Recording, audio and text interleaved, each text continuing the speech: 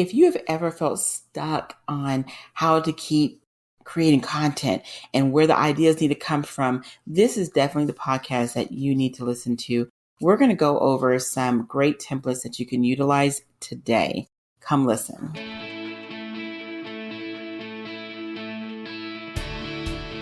Welcome to Life Reimagined with Wendy. I believe we were fortunate to grow up in a unique time in our culture that is helping shape our lives over the age of 45.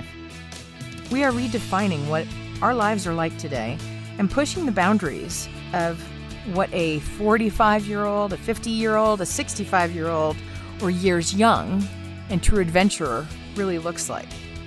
Many of us are newly blazing trails and carving out our own purpose-driven path forward. Yep, there have been many unexpected road twists that helped you get here today, but many times these turn out to be blessings. They help you more clearly define what you want. So join me for insights and interviews that show you can face these unexpected challenges, and you can come out on the other side stronger and happier. You can make your best days ahead, and you can reimagine your next. Hey everyone, and welcome back to another Behind Her Brand podcast. I am your host, Kimberly DeShields-Spencer, and today is another pen and notepad kind of day. So one of the things I get asked often is, like, how do you always come up with ideas on what to write, talk about, what have you? Because obviously, if you are growing, whether your career, whether you are growing your business, whatever it might be, obviously you got to put content out there, right?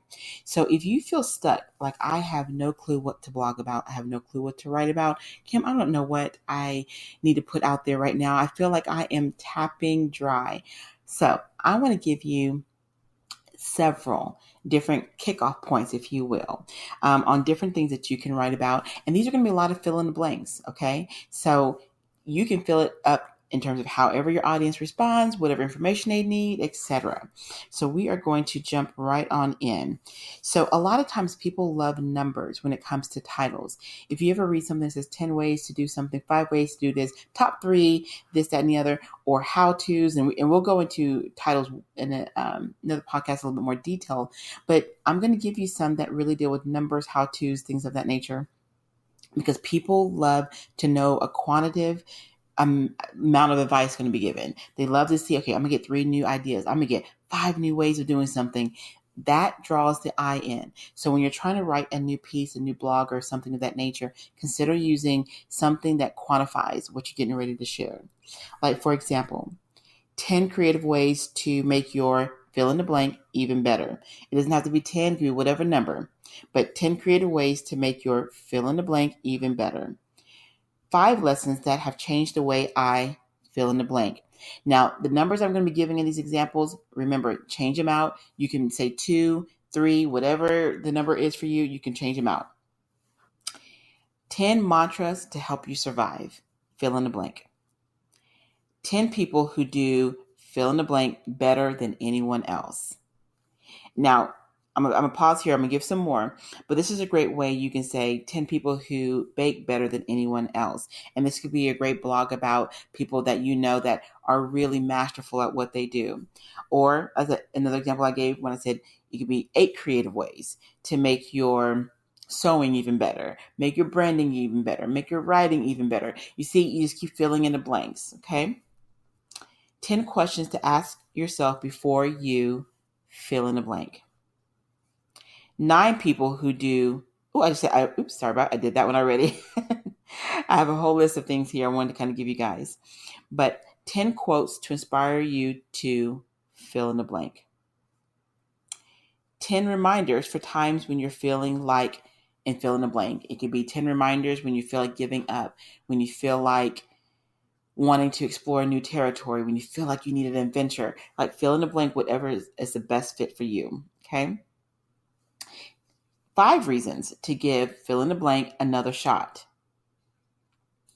8 reasons to fall head over heels in love with fill in the blank. It may be fall in love with writing, creating, sewing, bike riding, hiking, whatever it might be. And then you can curate a list of all the different reasons to fall in love with that particular area.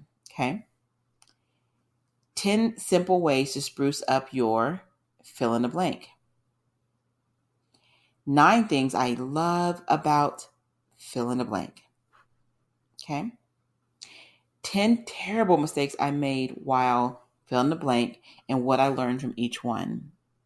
So as you guys can see, I've curated as many as I can. I'm going to give you some more, but these are great ways to fill in the blank of things that fit your audience. Okay. And the one great thing about this, it allows you to also think a little bit more succinctly. When you only have to come up with 5 ways, this is a great way to say, okay, these are the 5 key things that I want to talk about.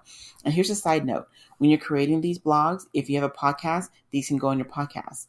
If you're someone that teaches or trains or does retreats or events or anything of that nature, these same blogs can also become teachable lessons that you can break apart and do sessions on. So there's different ways that you can actually utilize these different things that I'm sharing with you in multiple other formats so that you can create your content over different forms of mediums. Okay. 10 truths about fill in the blank. I wish I'd known. You can fill in the blank on this one too, 9 years ago. So 10 truths about fill in the blank. I wish I'd known 10 years ago. Okay. Here's a few more. 9 ways to fill in the blank on a budget. So this could be 9 ways to market on a budget, 9 ways to travel on a budget, 9 ways to cook 10 meals on a budget, whatever that might be. Here's some more. 10 ways to create fill in the blank in the world. 10 ways to create more fill in the blank in the world. 9 ways to have way more fun while you fill in the blank. Okay. So now we're going to switch off of the numerical side of it, and I'm going to give you guys some more examples, some other like how-tos and things like that. So you can say something like, let's see, I have a long list here for you guys. How to fill in the blank even if you don't think you're ready. So this could be how to lead even when you don't think you're ready. How to start a business even when you don't think you're ready. How to tackle that next big promotion even if you don't think you're ready. Okay. How to fill in the blank like nobody's ever fill in the blank before. Okay. How to fill in the blank when you're a complete, let me do that one over again. How to fill in the blank when you're a complete beginner. Okay. Here's a few more. How to bounce back after a shocking and unexpected fill in the blank. This could be for people, maybe for relationships after unexpected divorce, unexpected miscarriage, unexpected loss of job, whatever it might be. So they know this article is going to be all about the how-tos in that space. Here's another thing too, but the different things I'm sharing with you guys. These can make really great subtitles to a book project.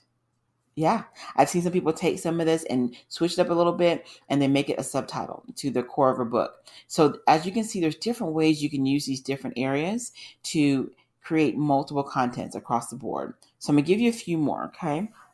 How to persuade your fill in the blank to help you fill in the blank, okay? Let's see, here's a few more. How to transform your you fill in the blank into a and you fill in the blank.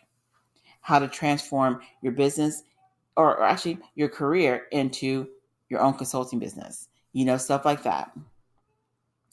Okay, so let me switch it up one more time for you guys, and then I hope this is helpful just to kind of jot down some of these different ideas, re-listen to it again. I know on occasion I can talk a little fast, but I'm wanting to give you guys ample different examples because this will hopefully jumpstart some of your writing.